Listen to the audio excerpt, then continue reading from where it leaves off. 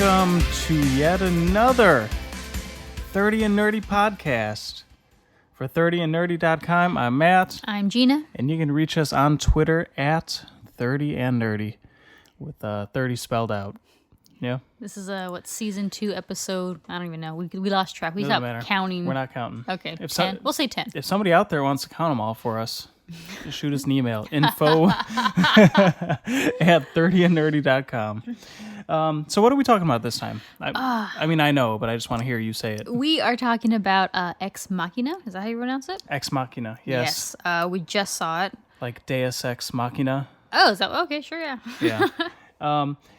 So yeah, this is going to be our Ex Machina spoiler cast.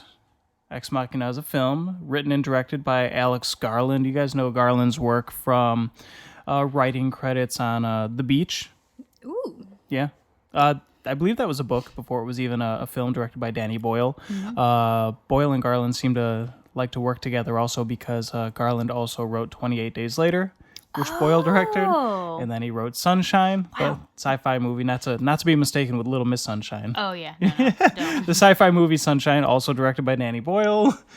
Interesting. Yeah, so this is actually, despite his, Garland wrote Dredd, which is kind of like a fan favorite. Critics tore it apart, I think. Actually, I don't know. It's a fun action movie. So is this Garland taking a break from that? Because he directed this movie as well. It's his directorial debut. Oh, awesome. Yeah, all right? Didn't know that. Okay, all right. Yeah, so it's going to be a spoiler cast. But fret not. I mean, this movie's been all over Europe and UK and probably other parts of the world also before it ever made it out here. Like, I heard about this movie so long ago. And even still, it had like a extremely limited release in the U.S. Yeah, they did that first week that was limited. Now it's everywhere. But if you can wait till, what is it, June 10th? June or 1st. You can catch it on DVD and Blu-ray. Yeah, so. Yeah. If you're not dying to watch it like we were, then yeah. Yeah, but, so, I mean, yeah, if you don't want to have everything spoiled for you, but you're not going to make it out to a theater anytime soon, check out this podcast in a little over a month.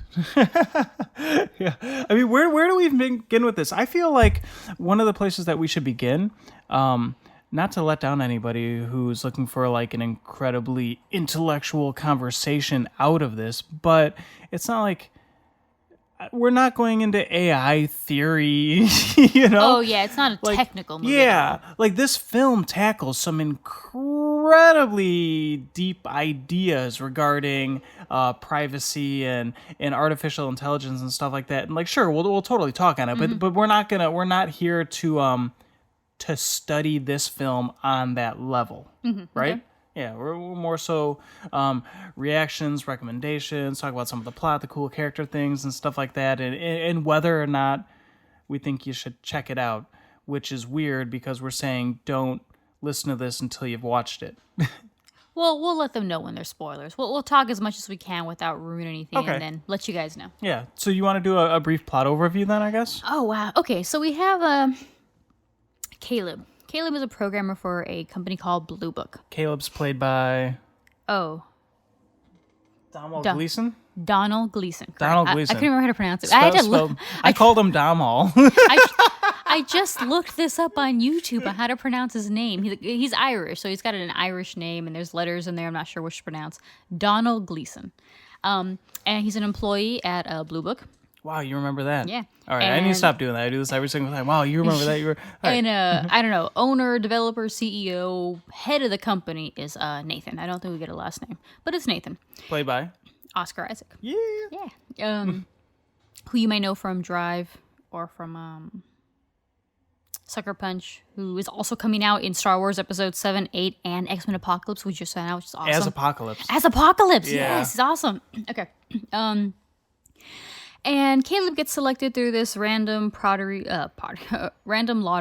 prize drawing to go and meet this guy. Now, from the excitement that he shows and from, how long it takes him to get to the secluded area in what do you mean secluded? Yeah, like hours and hours outside of civilization.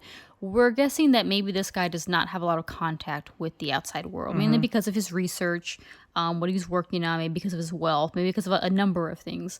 But he wins this contest to go and spend a week with Nathan, who, again, owner, CEO, developer, creator of this company. Brilliant programmer. As it Exactly, turns out. brilliant programmer. Yeah. And Blue Book is supposed to be, I guess, a knockoff of Google. Or in the movie. They almost, well, no, here's the thing, right? Is in the film, at first I thought it was a Google knockoff, like they just couldn't use Google's name. Mm-hmm. But really, what they allude to later on in the film is that Blue Book... Skynet? More so. No, but that it did with search, it utilized search engine technology, or at least Nathan did in his research in a way, like whereas Google was out there, which they never name, using it for like ad revenue and getting people to buy stuff and blah, blah, blah. It's like, and maybe that's what Blue Book does also on the surface. I'm pretty sure Blue Book was a search engine. I'm pretty sure that's what it is. No, it is a search engine, but they made it sound like they were smarter than even Google about the way they were using the technology. I think they're broader. I think in the movie it's supposed to be a broader with more market and different areas and whatnot. But in any case, it's hugely massive, successful tech company. We'll say it's Google. Okay, we'll say it's a Google knockoff. Yeah. And so he gets to go and spend a week with this guy, and he doesn't know why, he doesn't know what they're gonna do. And when he gets there, Nathan has him sign an NDA and say, okay, if you want to know what I'm working on, sign this and we'll go find out. If you don't, we'll spend a week just hanging out, talking to each other, getting to know each other, and you'll go home. Getting drunk, yes. Nathan is an alcoholic. So he decides for good reason, as it turns out. Depending on your point of view. As good of a reason as any? I don't know. So he signs the NDA. And he discovers what Nathan's been working on for a year. I'm going to say years. He's been secluded up there. He's got to have been. Yeah. And when we say secluded, we mean you have a research facility / home surrounded by, hundreds of miles of mountain and forest? They were in a helicopter, and he said that they had been flying over what he owned in the forest for 2 hours at minimum. So, he's got a pretty big area, pretty far outside of anything... civilization based. Yeah. So it turns out that this project that Nathan has been working on is Ava. Ava's played by Alicia Vikander. Mm-hmm. Vikander. She's Swedish, so I'm sure it sounds much better than what we're pronouncing it. It's Vikander. Okay. Wiener Schnitzel. Oh God. Okay. Anyways, that's German. Yeah, so Ava is the artificial intelligence, but walking around in a humanoid body with a face and see-through parts, and she's been programmed with. Okay. I don't even know where to start describing this, how human it is and how it became that way, because the film does. So essentially, at a certain point in the movie, and let me know if you want to reroute me or stop me or whatever. I'm gonna say Nathan tells Caleb that he utilized Blue Book's infrastructure as a search engine and stuff like that, and basically tapped the world's webcams on their computers and their phones and their tablets and everywhere that you could see a person's face to study reactions and human emotions and speech patterns and all this stuff. And he compiled that visual data with all the data from his search engine and the internet and stuff like that to essentially build this organic artificial intelligence that is in Ava. That is her personality as it turns out to be. Don't get me wrong, he's and he's coded on top of all that information and written whatever, everything. Oh my gosh, still blowing my mind. So Caleb's there to test Ava. Yes. Nathan has brought an individual in to be able to, it's called the Turing test, and I guess it's something that, programmers, AI, developers and whatnot are extremely familiar with. And Caleb explains it as a human being testing a machine to see if they can pass as being human. Now, she keeps her mechanical android appearance throughout the film, so there's no question if she is robotic or not. So Nathan says, we're going to skip that, and I want you to tell me if she can pass for human knowing that she's a robot. And so what he's there to question her, to observe her, to find out if Ava could pass as a human being. And so he spends a series of sessions with her, sitting down with her, asking her different questions, just interacting with her, seeing what this AI is, what it's capable of. And it just unravels into something insane. So I guess Yeah. I guess what I didn't mention is that I loved this film. Oh It yeah, was- yeah. Before we get into spoiler territory, Yeah. if you've listened kind of like this far, go see it or rent it when it comes out, or like If you're into sci-fi thrillers, Yes. this is an incredible movie. This is not an action-packed film. So if that's something that you were interested in or looking into or thought it might be about, that's not what it is. But it is very, very intense. It is very almost kind of like the first Alien movie, where it's more. It's not horror, but it's like a thrill. Like you are on the edge of your seat, a little tense throughout the whole thing. So Yeah. yes, I loved it. I think it's amazing, and I guess we'll jump into spoilers in a bit. yeah. And you, how did you feel? Oh no, yeah. I love the movie. I feel like it's one of those movies where like we're looking on IMDb and whatnot, and it's got like an 8 out of 10, which for the amount of people that rate stuff on IMDb, I feel like is still like a very solid number to give it, for people that like doing that. And I'm wondering if it's the kind of film where if you watch it over and over again, maybe you'll start finding holes in it. Maybe if you know about programming in AI and stuff like that, you're just gonna pick the shit out of this film. Yeah, probably. Until like oh, it doesn't make that much sense. Like no, if you like sci-fi thrillers and you're somebody who takes films at like face value, like and likes just kind of like a slower, more methodical experience, like you're gonna love it. Yeah. Not only because of the writing Yeah. and the directing, but like the casting was spot on. There's only like 4 actors in the entire movie. And the casting was incredible. Like Yeah. Oscar Isaac as Nathan was phenomenal. He always seems to kind of play these really rugged, rough, imbalanced characters. And I think he just did a great job pulling, this alcoholic genius. He was an alcoholic genius dude, bro. Yes, who liked to lift weights Yeah, and just yeah. absolutely, yeah. Whereas like Caleb was this like little bit shy, awestruck, much quieter, much traditional kind of like nice guy kind of character. And Oscar Isaac's character, what's his name, Nathan, calls him out on it all the time. He's like I get that this place is crazy and that your mind is blown. You took a helicopter here, and my home/facility is gorgeous, and He's like, he's starstruck almost. yeah. And Nathan tells him like, let's just get past all that, and let's just be two guys hanging out, and it's just like I loved like pretty much every line of dialogue in the film was like entertaining and meaningful, and Exactly. and there was purpose behind it. There like, wasn't they were- any needless banter, it was awesome. It wasn't like, oh, that scene was irrelevant. It's like, no, everything you watched, Yes. everything you heard was completely relevant to the storyline and to its eventual end. Like, Yeah. it was beautiful, beautifully paced, everything. because there wasn't a lot of say action in this film. I think one of the things that kind of made up for it was that you reach a point fairly early on in the movie where every line of dialogue between those two is a game of cat and mouse. Yes. But Caleb, almost the entire film was the mouse. No matter how much he tried to be the cat. Are we getting spoilers now? Just so. Yeah, go see the movie. Okay.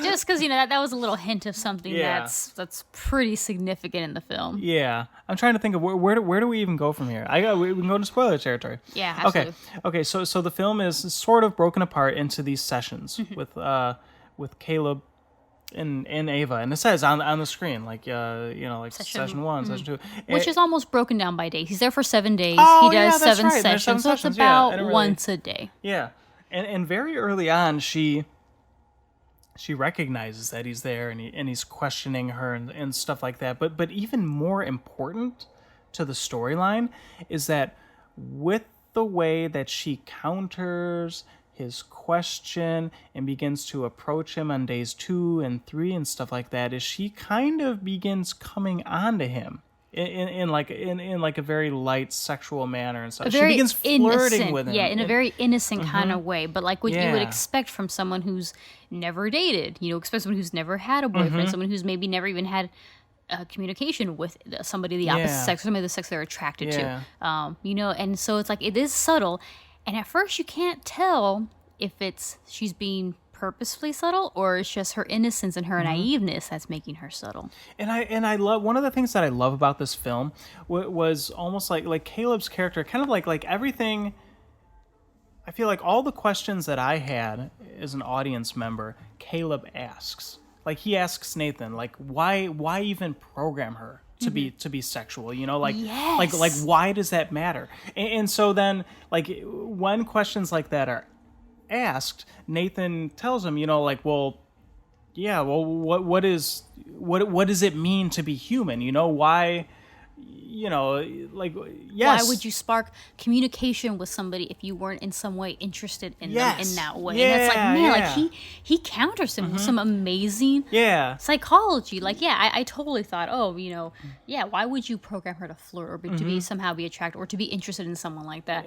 And everything that he pulls up this amazing reasoning, like this human behavior, and it's like, oh my god, that totally makes sense. Like, this is what people do. We're Yeah. trying to, you know, and so, yes, it's going to be a part of her. Yes, I could have created a gray box and kept that one thing out of there, but that wouldn't have been human, and there wouldn't be a need for this test. And, Exactly. and I'm not going to make a breakthrough if she's not as human as humans are, you know, and part of that is our sexuality and Yeah. the furthering of our species and yada yada, you know. It talks about gender as well, and like, well, why didn't you make her, you know, agender? Like, why does she have to have a gender? It's like, well, again, he talks about the gray box and like, what makes this one gray box want to communicate with another gray box? Like, what's the point? What are they going to earn? Like, what do you get from communicating with someone or something else? If there's nothing for you to gain from it, then you have no purpose. There's no reasoning Right. to. And it's just like, oh my god, that's fantastic. Like, what a Yeah. great way to like. And it's like, sure, he could have created a man for whatever reason. He created a woman. I think we get into that later. But yeah, it's like it's true. If you created like this completely gender neutral, non-sexually either compelling, attractive, or in other ways interested character, yeah, it might not be it wouldn't be as human. The conversation wouldn't flow as well. She wouldn't be as interesting. So we'll move forward a little bit just so we don't end up like just going over all the plot points, because like I said, hopefully people have kind of watched the film if they're listening to this by now, so they've seen it, they know what happens, you know, so we can get into more of like the nitty gritty of, you know, like some of the things that we did or didn't like. I don't think there's a whole bunch we didn't like about it. I know. But so as you know, or as we're telling you now, one thing leads to another, and Caleb ends up falling. I don't know if it's love. I don't know. He's definitely attracted to her. But he begins to view her as a prisoner, Yes. you know? Yes, like she has passed the test, I feel like, very like midway through the film. Like she has passed the test. And she asked him specifically, and it's on the poster. I didn't realize it was on the poster, but she asked him, "What happens if I fail your test?" And Oh, it's on the movie poster? yeah, I didn't realize it was. interesting. And so he tries to be nice about it and responds in a way, you know, I don't know. And she's like, well, what do you mean? You're lying to me. I know you know. And, you know, she comes to the presumption like, well, I'd be switched off. And he's telling me, he's like, well, you know, I don't, that's not my decision. Well, whose decision is it? Why is that even an option? Why is that something that somebody else controls? If I have my own consciousness and I'm able to think, if I am becoming like this human, why is it someone else's call to decide whether I am on or off? Yeah. You know, and it's Yeah. like, oh, wow, that's kind of crazy. It's kind of like one of those, yeah, like you start, like from an ethical standpoint, like as soon as the thing you have created is afraid of being, quote, turned off, that's a problem. And Because then, self-preservation, Oh, you know, absolutely. comes into play and stuff like that. And part of me wonders if Nathan wasn't afraid of this, of them trying to self-preserve for a very, very long time. You got to imagine. he's got him behind that bulletproof glass. Yeah. For a reason. So at a certain point, so Ava, she's not plugged into anything for power. She ionizes through the floor. She charges somehow. through the Some floor. plates, Yeah, somehow. Yeah. And at a certain point, she learned that she can reverse. We'll say, I don't know, the flow of energy. Yeah, the charge, and she can cause power outages temporarily. Yep. For as long as she wants there to be a power outage, she can. And we were saying we weren't entirely sure, like if Nathan realized that it was her. And I feel like it was. He's not a dumb guy, you know. He knows. Yeah, maybe. I don't think he knew at first, but I'm going to guess that because of the timing of it every single time, that, oh, yeah, he eventually figured it out. But it was definitely, I bet you anything, it was definitely happening long before Caleb ever arrived. Oh. See, I don't see why it would. She's causing these things so she can have private time with a new person, someone she's never met before. Okay. And beforehand, it's only her and Nathan. So what would be the point of it? Well, like for example, what is Nathan says that if somebody was going to try to break in here, so if somebody was going to infiltrate, which I guess there's no outdoor security here, Yeah. fly hundreds and hundreds of miles to get in here and like bust in here or whatever, and cut the power to try to get in, it goes in lockdown so people can't get in. He realized from a very early time, I think, that like she cannot be allowed to escape. You're right. He does mention, never mind. Yeah. You're right. He mentions that it has happened before, not to worry about it because he does work in it. Okay, so... Yeah. He didn't want her getting out of there. So do you think those were her continual attempts to escape? Like, knowing like that it's on lockdown, do you think she was doing it just to have fun with him? Do you think she was doing it because she was actually trying to find out some plan or way to get out of there? Think about this. Remember when we look at the and this is the stuff that I was so excited to get into and talk about and whatnot. When Caleb's watching the kind of time lapsey video footage and stuff like that, and you see some of like the older experiments and whatnot, and kind of the things that have happened to him, and especially that one where the one girl's like banging on the wall so hard that her, it's just like he knows what they're capable of. That they're capable of this terrified. I don't know if it's defensive or aggressive, but just like this level of violence. And one of the things that Caleb sees very early on in the film, they don't focus on it too much, or maybe they do, but it's so early on you don't think about it too much more, is he notices there's like a crack in the glass or something like that. And that was totally obvious, where I was like, oh man, she's attacked him at some point or another. She's gotten angry with him at some point or another. And it's almost like, Nathan, I don't know. I feel like Nathan has to have known for a very long time what he's dealing with and what they're capable of, and I think at the same time he reached a point where his research was almost done, maybe almost ready to be shared, and that he brought in Caleb as kind of like this needs to get finished. It's an outside resource, a separate pair of eyes to be like, okay, I feel like she's done. What do you think? And he's there to figure out, okay, can she pass as human? Can she? Has she developed on her own emotions, or is she only? What is it? Simulate emotions. Like, is she angry, or is she only simulating anger because of what she's seen and learned and observed? Is she actually feeling anger, or is she only pretending? Like, is she pretending to be angry, or is she only doing what she thinks? This is what this is this response you're supposed to have when you are angry. Right. So, I think that was one of the things that we were discussing was like, do you think she ever really felt anger? Like, do you feel like she actually obtained those emotions, or she was only doing steps 1 through 5 in what she feels needs to be taken to show that those emotions, that either frighten or anger or happiness or whatever other emotion we were observing in her. I almost feel like she's this weird hybrid where she ended up having this incredibly genuine curiosity for the world, yet I do feel like she was only, I guess you could say, emulating emotions, Okay. versus actually feeling them. And kind of like I was telling you before, outside of the podcast, I feel like that was shown as soon as jumping forward a little bit, we can go back and forth and whatnot, but when she stabbed Nathan at the end of the film, and it was just, she just did it. Very it was just methodical. Like, just like, oh, this goes here to hurt you Mm-hmm. and to make you bleed. And I don't really care. Mm-hmm. And as long as you're out of my way, that's okay. I feel like, and I can't compare it to like Hollywood portrayals of stuff like that, but a human stabbing another human, like that's a crime. Like they always say, like even like a police and stuff like that, like stabbing another person is always like a crime of passion.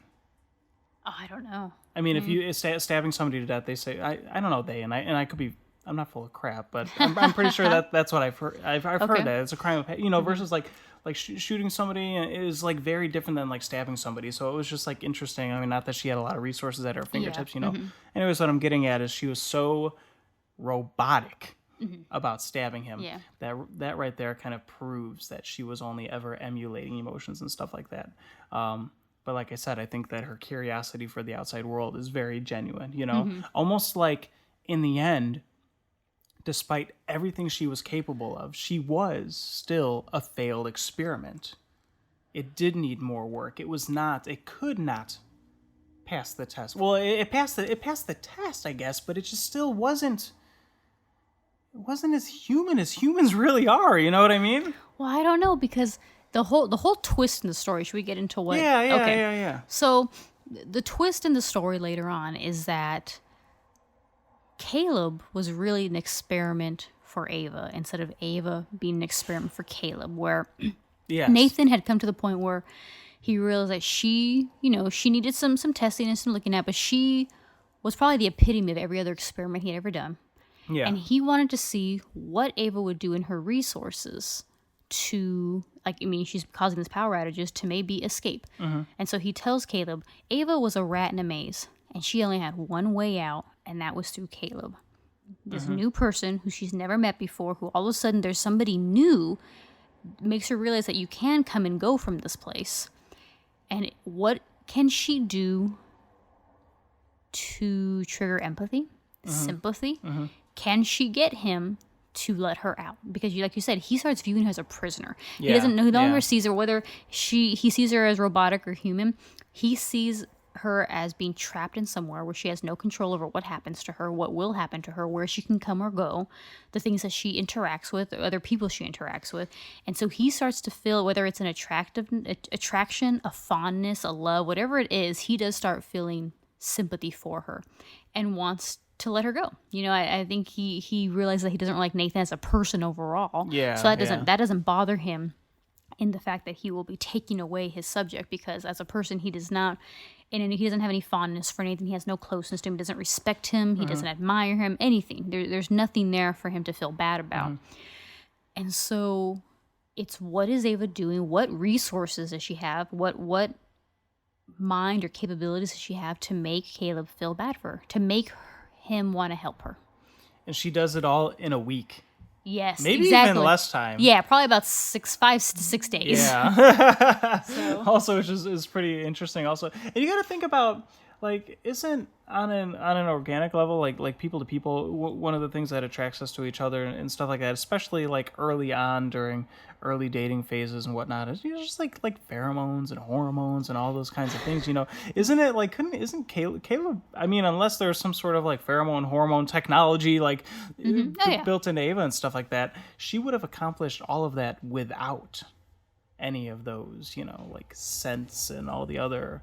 The physicality and things like that. Well, I don't know, physicality. They never touched, did they? He never touched her. No, but that doesn't mean to say he wasn't in some way still attracted. She had the form of a woman. She was robotic, but she still had these fake breasts. She had, lumps on her chest to simulate breasts. She had the hips to simulate a woman's hips, legs, long, slender legs to simulate what a woman would look like. So yeah, that's definitely. And then when the point where she does wear clothing, I think it absolutely does. Yeah, he does have some kind of that physicality part in there, and then as well, Nathan investigated Caleb. He investigated his background.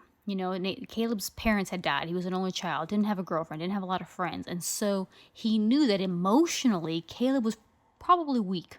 And to have a woman who was who all her attention, all eyes were on him.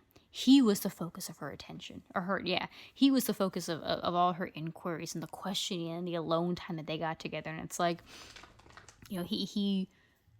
he fed off that. He knew that he would like the attention, he would like the eye contact, he would like the aloneness and the intimacy that they were creating.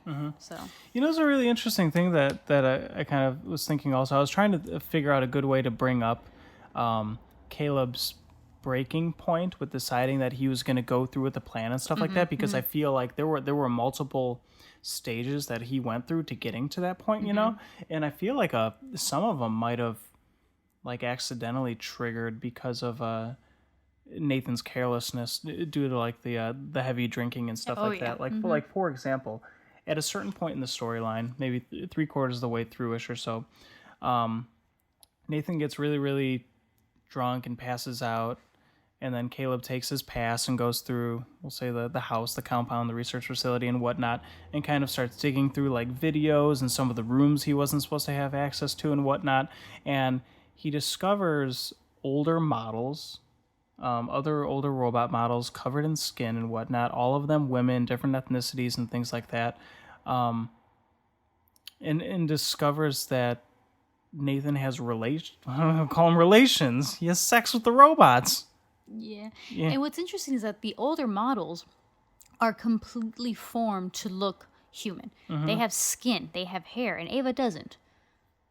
Ava doesn't have. He gives her wigs, but she doesn't have skin. She's completely robotic. You can see through her. You can see her parts. But all the previous models have hair and skin. Oh, you bring up something interesting then. I So never it's really like- thought about that. Do you think that maybe like Nathan has some weird compulsion in that he keeps Ava skinless so that he never Touches her? Yeah, crosses that bound and starts thinking of her as like, yes, like this thing that he can't even be sexual with? I don't know, because remember, he said he implanted sensors in her pelvic vaginal area that would simulate pleasure if she were to be intimate with someone else. Right. So it's like, that's weird. I don't know. Like when we were looking at those the previous videos, and you were seeing all the other women, quote unquote, that he created, and he was doing the testing that I guess Caleb was talking to them, trying to get Right, reactions out right. of them. It's like, yeah, they were all naked, they all had skin, they all had hair, and it's like, why? Why did he do that with them? But yet Ava, yeah, he left her barren like that. That's a good point. Where it's like, yeah, maybe he didn't want it. Maybe he got tired of touching it. Maybe he's like, you know what? I have another one that Yeah. I use as my own personal tool for whatever she may be to Yeah. him.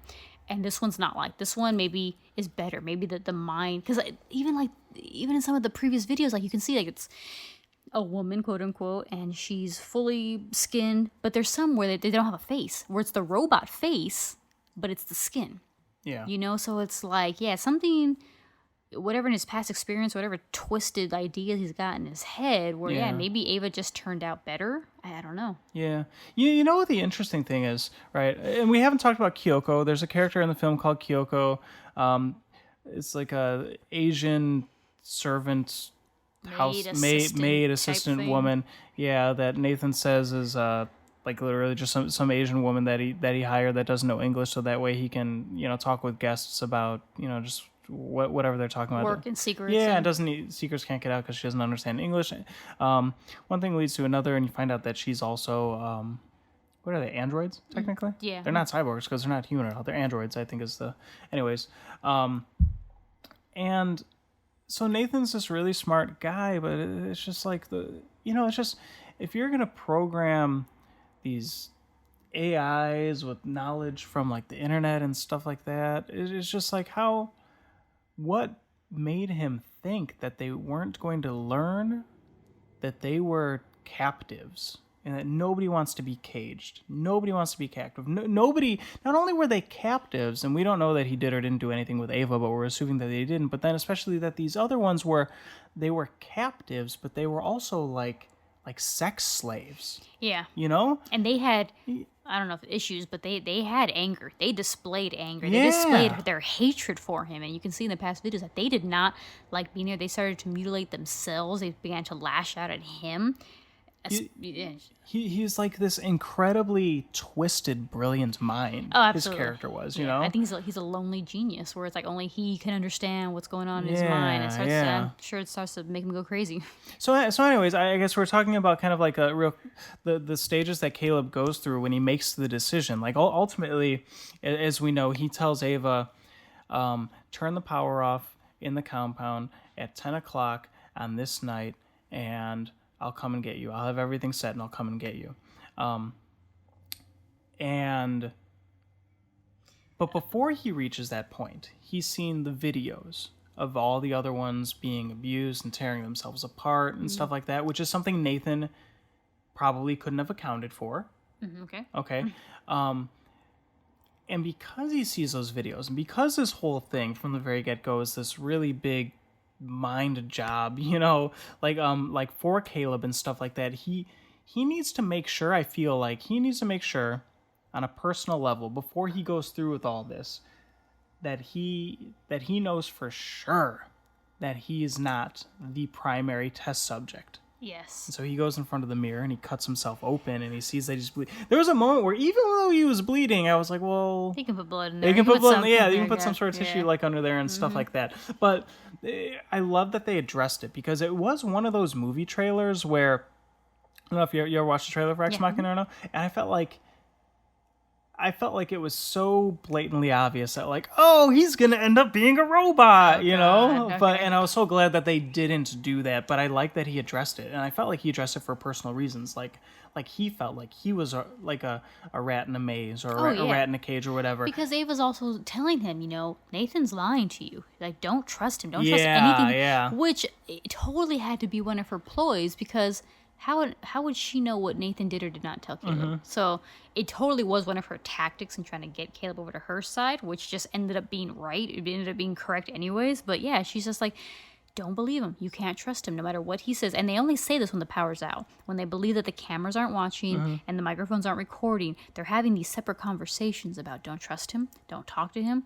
You can't let yourself be fooled by him. And I always loved that we learned that even when the power was out, Caleb always assumed that they were still being watched. Absolutely. And listened to. He was tried, really smart about it. he didn't let his guard down. Like, Yeah. oh wow, this is awesome. We can talk about whatever we want. Eventually he did, but at first, at least, he was cautious. Where it was like, no, I'm not gonna trip up. Yeah, and so ultimately, what Caleb does the night before the night of the plan, when Nathan's passed out, is Caleb goes into the system and rewrites a security code and makes it so that when the power goes out, instead of everything being locked down, everything is unlocked, which frees Ava and Kyoko from whatever rooms they're in at the time and whatnot, And so, it's like, the downfall of the whole thing. Yeah, and so like what I was asking you earlier was like, before Caleb has his little trip of, oh my god, am I the android? And he finds out Kyoko's an android. Yeah.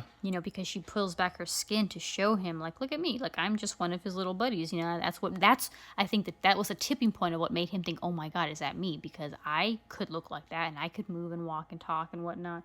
At some point he arranges with Kyoko, for whatever reason she chooses to listen to him, to go and free Ava, because she goes into her room right when the power's out, and there's no way Ava would have known that the doors were unlocked, and I feel like he sent her in there. But what's interesting, like, I don't know why Kyoko would have listened, but yeah, she went in there. Ava asked who she was. She had never seen her before, never met her before. Oh my gosh, that's right. Okay, totally forgot about that. That Ava didn't even know that there were others and things like that, because she literally never left her box. That's right. So it's like she's trusting this other. Either she knows she's a robot and she's like, okay, maybe you're a prisoner like me, and she's relating to her, and she has, again, like, sympathy for her. Or she's just taking a gamble and be like, I want to get out of here. I don't care who you are. You're not hurting me. Let's, and she, for whatever reason, if Kyoko does talk, or whatever reason, just lets her out, I mean, she's taking a chance on, I'm just going to go. And then she, like, teams up with her afterwards. So somehow in that very, very short amount of time, they form some kind of bond. And that might be like one of the areas where, like, people start to feel like, like, are there plot holes here? Like, are we just, like, expected to suspend disbelief a little bit, like, towards, like, the last 20 minutes of the film, that all these things, like, really happen and stuff like that? Yeah.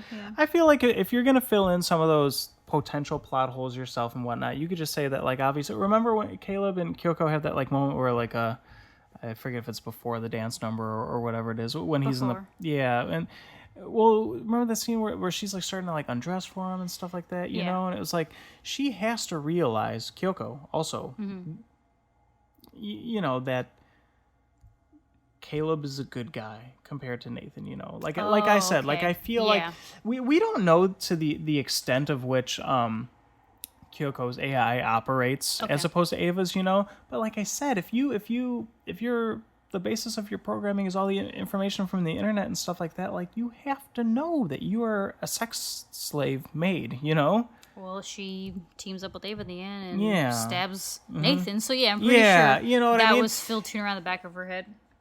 And so Caleb might not have even had to have say, I'm going to unlock the doors later. Here's this plan. This plan that we need to execute. He might say, I'm going to let you guys out later, Okay. And then the rest just happened on its own, So. But, go on. Oh, no, it's just the last thing. The one thing I really do want to talk about is Ava's last actions in the end. So if you have something else you want to say before that. No, I was just going to say, although, like, that Kyoko's AI could have been written incredibly differently because she was a model, that Nathan was having sexual stuff done with that wasn't freaking out. She was like very subdued, Oh, absolutely. And that could have been from the removal of code. We don't know. Yeah, absolutely. There's something different about her. You know, he had her programmed like a dog. Like, oh, there's music on. We're gonna dance. We're gonna have a good time. You know. Yeah, she like you said, like a flick of a switch in her attitude. Oh, I start unbuttoning your shirt. You finish unbuttoning it, and we're gonna have sex. You know, like I'm sitting down at a table, so you're gonna start. You know. But, despite being programmed like a dog, you got to remember there's that scene, and now it makes sense why they focused on it for so long. When before we as an audience are technically supposed to know that she's a robot, you know, and they're sitting there and they're talking, and it's just like focused on her, like I don't know, she's washing dishes or cleaning or something like that, you know, and you can very clearly see her listening, you know. Mm-hmm. So you realize that from very early on in the film, let alone however long she's been there in that state, that she is listening and learning and understanding, and whether or not she's plotting or not, we don't know, but chances are... Yeah, because there are a couple times when you see her. I think one time she's like laying on the couch or something, and her eyes are closed, and as soon as they walk by, she opens them, and it's like, oh yeah, she's playing the part. Probably, yeah. Okay, I can see that. But, okay, so before we get to the ending, we need to say that prior to the ending, okay, so really, really cool, I thought, was that Caleb thinks he's being all smart, and that he's going to get Nathan super drunk on the last day, and on the last day, while Nathan's super drunk and passed out like he is for a couple other scenes in the movie, it'll be 10 o'clock, and the power will go down, and Nathan's just going to be sleeping while they escape. Mm-hmm. And Nathan tells Caleb after their little encounter in the morning, like, dude, I know the plan, and like, it's okay because... She tricked you, like she was good. She tricked you, and I knew... maybe that she could, and I kind of pushed you in this direction, so like I forgive you for everything stupid that you've tried to do, because it's also my fault. Yeah, and I thought that was really cool. Yeah, like I created this, and I'm glad she was able to fool you into, you know, liking her. Yeah, and that's why I like this movie more than other movies. I feel like it was smarter where other movies wouldn't. You know, like you're just used to also like movies and entertainment where it's like, look at the bad guy getting tricked, you know? Oh God, and you're kind of like, rooting for the good guy, and it's like, no, this movie is at the very least smarter than all of those movies, you know? And so Nathan tells him, like, I know, blah, blah, blah, blah. But then Caleb's got that moment where he divulges that... Like, no. Even before Caleb says, no, I tricked you, and I rewrote the security software yesterday. Like all these plans, I already did them. Yeah, so that happens. But before that even happens, what I loved was when Nathan finally tells him, I understand you're feeling this way about her, but you need to accept that... none of it might be real, and that it all might be for Ava's gain. And you need to realize what she is. Like, I know you think I'm disgusting, and I know you've seen the things that you've seen, and, like, you need to understand, though, that she's not real. She wants out of here more than she wants some fleshy boyfriend. Oh, yeah, absolutely. You know, she wants freedom more than she wants somebody to hold her hand. Absolutely. Right. So... oh man! Okay. And so does this kind of like lead us into where you want to go? Absolutely. Okay. And so Nathan realizes that, oh my God, he has been tricked. Like, even though he thought he was one step ahead, even though he hid an extra camera, even though he was listening the whole time, it's like everything that he knows about already happened. So he can't prevent it because it's already been set in motion. Oh yeah, horrible motion. Yeah. So Ava shuts down the compound. Doors get unlocked, yeah. And Nathan realizes, crap, I gotta do something. He gets this rod, this pipe, sent the rod from the weights. After he punches Caleb out. Yeah, punches him out. He's been working out the whole film, too, so I was glad. Oh, it was just like, exactly. It wasn't like an action movie. There was no wrestling in the room. It was one hit. The buff guy, punches a little scrawny guy, and he knocks him out. And that's what happens in real life. You get hit in the head, and you go down. Takes this pipe, goes towards Ava's room, because he already sees her wandering around. Like, oh, on crap, the camera. I have to go and contain her. And so he makes contact, doesn't approach her right away, because he realizes that this thing could either take me out, this thing is smart, this thing's got a plan. Tries to knock her out. And this is when, you realize she's planning with Kyoko. You just made me think of something else. Okay, go on. No, you go on. I was just going to say out the ending, but go on. Okay, you may... Okay, here's this thing that I thought was weird and could have saved him. Sort of, not really. Okay, well... Okay, here's the thoughts in my head. I'm just going to put them out there before I start, thinking it's not good.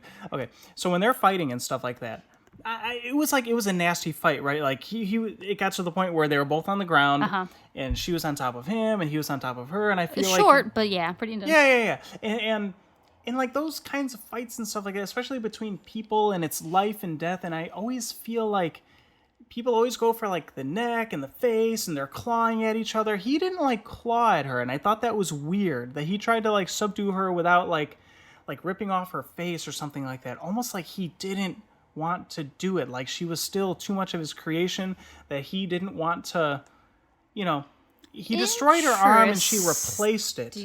See, I had a different view of that, where earlier in the film he talks about how if Ava fails a test, he'll rewrite her program and he'll save her body because the body's a good one. And so I took it more as purely materialistic, where like I can't ruin this, like I have to save what he can because it takes a lot of time, it takes even money. Still, yeah. No, okay, yeah, I'm totally on the same page with you. But I think the irony is, because you're going to say like in the end she leaves Caleb, right? Mm-hmm. And she gets out somehow. She whatever she tells the helicopter pilot is enough to get her on the helicopter and get her out of there. If he wouldn't have been so materialistic about her, or whatever it was that made him only destroy her non-vital parts, she replaces her arm. You know, like it's nothing. Like like it's plug and play. Yeah, arm. absolutely. Yeah, like Chappie. Remember the arm just comes out and off. Yeah, if he would have scratched at her face, ripped her face off, done something like that, she could not have approached the helicopter pilot and got out of there. Well, I don't know. She replaced some other parts, but she replaced her arm because, like I said, it was like plug and play. But I imagine that getting a new face on over all the animatronics and stuff like that make her look real and stuff like that would not have been as easy for her as being like, here's a new arm. No, yeah, maybe. Well, because we don't know. Yeah, exactly. He broke off Kyoko's face. It would have taken more time to get a new face on, I think. True. It's all speculation. But Kyoko still would have stabbed him. She stabbed him first from behind. He may have been able to last longer. I'm sure he still would have died because there's no medical help anywhere around there. But I think one of the things that really grossed me out was the stabbing in this film was like the strangest, most quiet stabbing ever. Yeah, it was not.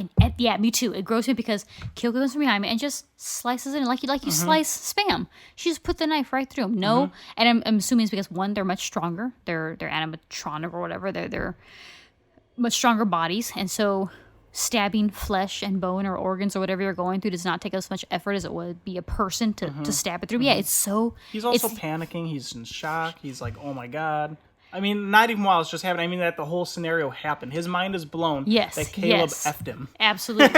And so, yeah, both stabs, it just goes in like butter. Just, like a hot knife through butter, absolutely. Sort of. And they're so slow about it. Like, it's not violent. They are not slashing their arms. They're going like a very gentle insert into his body. There's no horror movie exploding cantaloupe sound. No, there's no blood squirting around, nothing like that. And so it's a morbid kind of like, okay, this goes here and this stabs you and you die. And that's it. And he has that moment, I forget what he says, like, this is unreal or something. He has one final dude bro moment where he's like, holy shit, I just got stabbed to death by my robots. Yeah, absolutely. And so like, oh my God. And he lives for a couple minutes to be able to realize, like, this is everything. This is how I go. Yeah, that's my creation, and I'm going to die right here.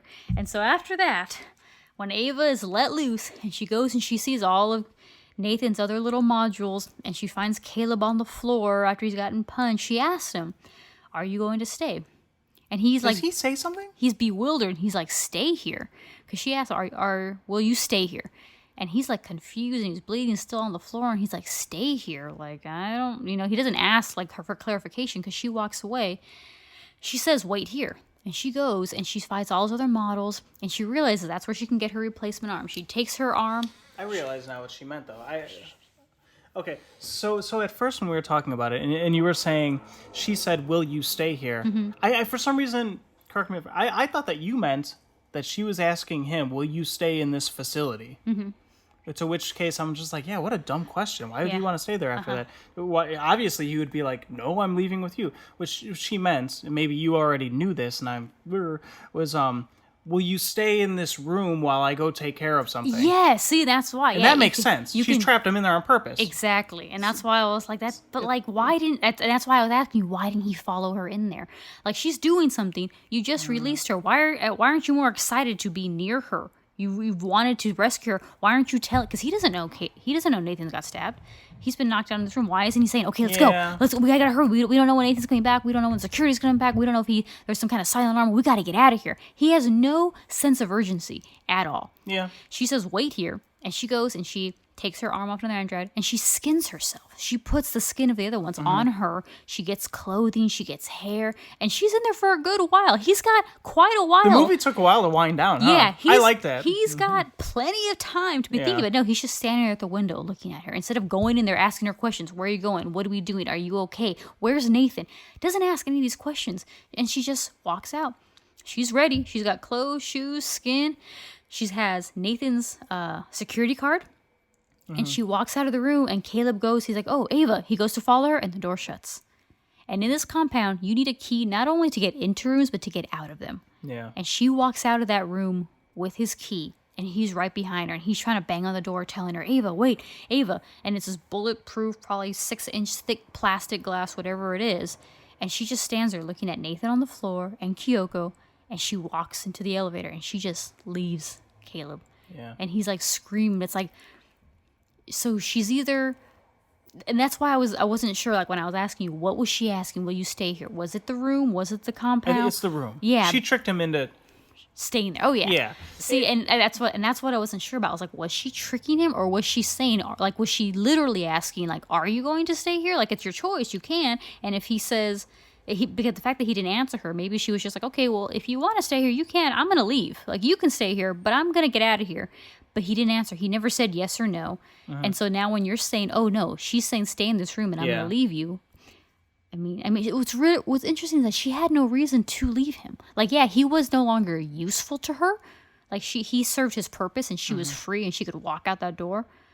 But he wasn't going to stop her. He wanted to help her. So, like, I don't know. Maybe I feel like it was just like a toss away where she was just kind of like, okay, well, bye, see ya, good luck. Yeah. You know, not like in a evil sense because maybe she did not feel evil. She did not feel anger, but more of just kind of like an indifference towards him.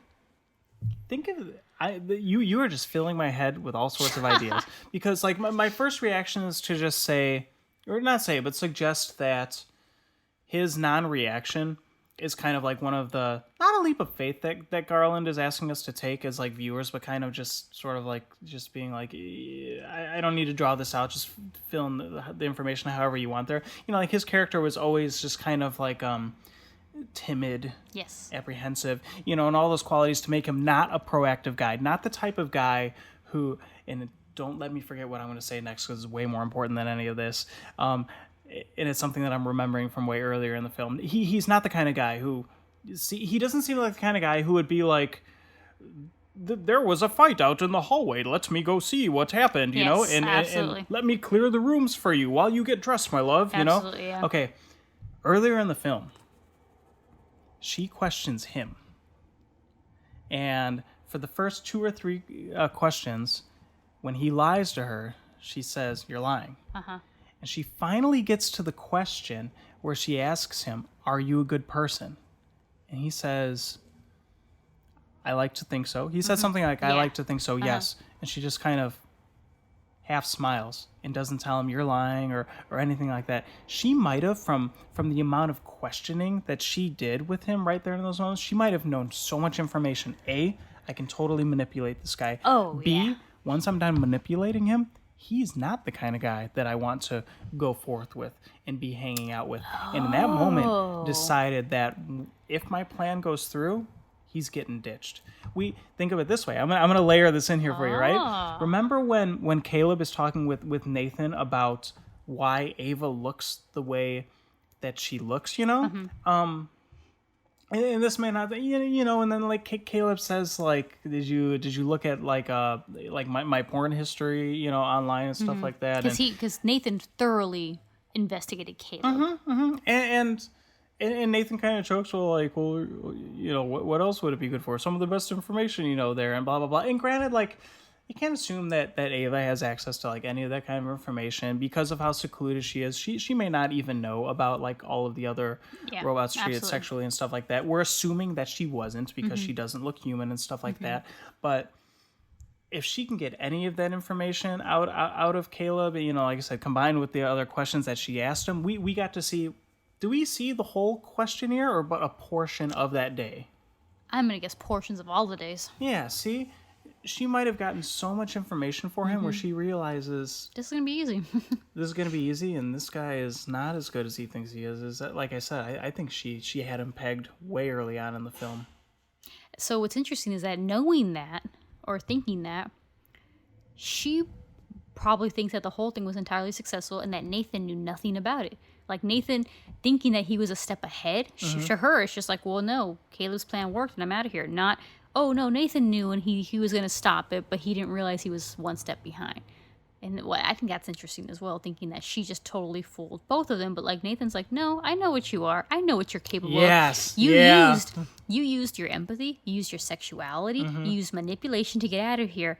And I kind of wish she had known that. But she doesn't. She'll never know that Nathan was onto her and what her plan was, And it's kind of, one time, it's totally forgivable because the rest of the movie was amazing. Yeah. But...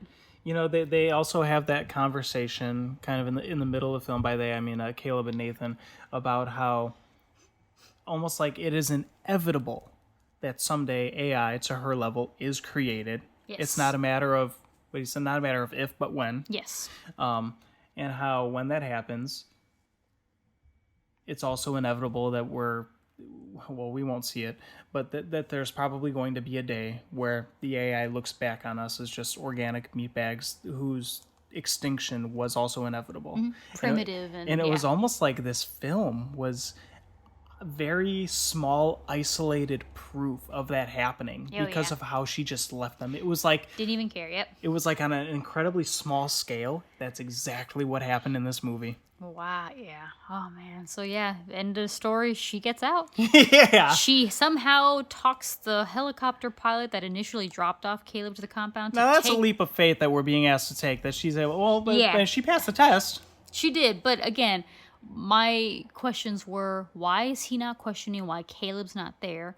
Why is he not questioning why there's just woman 200 miles away from anyone else? And then he just decides, yeah, sure, I'll take you. Why not? So there is something there. There's no communication that we see of. We just have to kind of believe that when she walks up to the pilot and then we see the helicopter taking off, something happened there. We don't even know what happened, but that's suspension of disbelief.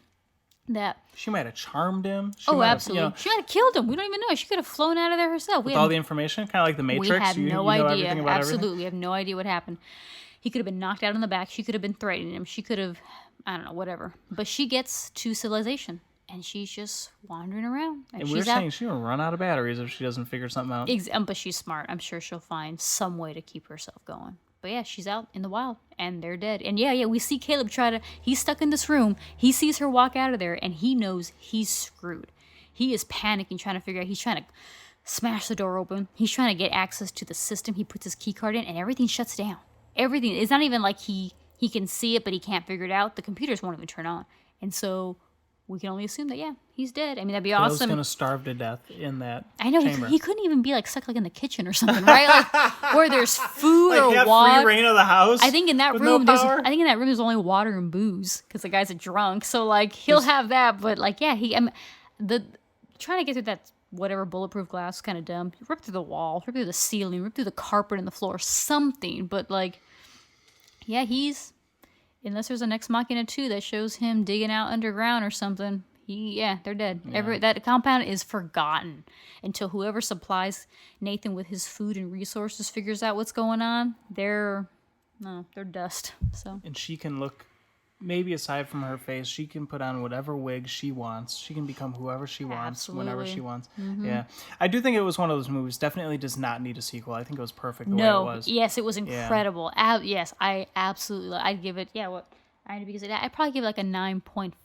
Something like that. Something little tiny things that bug me, but 9.5, absolutely incredible film. Yeah. Oh, yeah. Especially after getting burned by Chappie. Yes! I'm saying I feel like this is the movie with AI and robots that I really needed after that.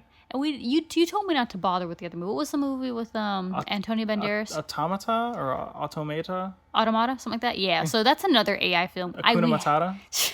that we have not looked into. Matt says it's not worth it. I kind of want to, just to see if it's as bad, if it's in the between these two, or if it's worse than Chappie, or if it's just maybe it tried to be good, but it's not terrible. It's just kind of neutral. I don't know. I think I may still dip into it and see what's going on. Scott told me that there was a scene in the movie where, I'm going to paraphrase and whatnot, that like Antonio Banderas carries the robot or drags the robot on, I don't know, some material halfway through the desert for like a quarter of the film or something like that. Oh. He just said it's... Overall, I think people have said that the movie was not very smart. It was not very fun. Okay. And since it was neither of those things, it was not very good. Okay. So it wasn't necessarily like a movie like Chappie where it was bad. It just wasn't... It was kind of boring, maybe. Or just not... Yeah, like, okay. But there's a difference between being bad and being uneventful. It's on Netflix or Amazon Prime, one of the two. You know what? I think I'll take a look at it. Maybe we should. Okay, because I'm not expecting Ex Machina out of it. Only because No. I've heard that it's... Garbage. But it'd be interesting to see if it's better than Chappie. Yes, that's what I kind of... like I said, I want to see if it's a bad film or if it's just an uneventful film. So.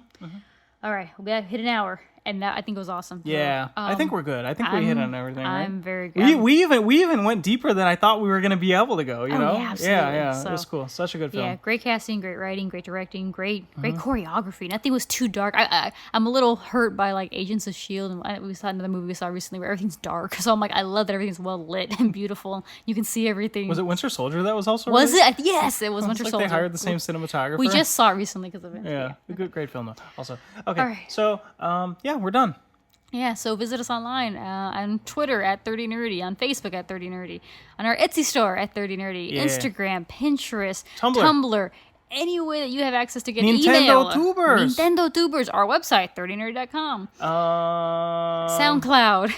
Yeah. Any way you want to be able to contact us, feel free at 30nerdy. And hit us up in the comments on any of these places also. Like, Let us know if we're full of you crap. Like, yeah.